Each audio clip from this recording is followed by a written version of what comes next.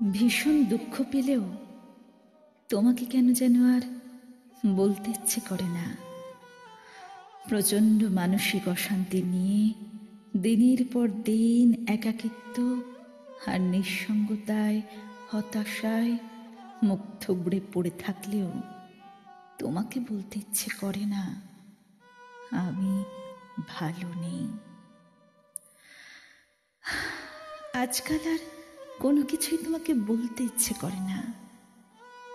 আমার মন খারাপের কারণ, বিষণ্ণতার দায়ভার, অভিযোগ অনিযোগ কিচ্ছু না, কিচ্ছু না, কিচ্ছু না।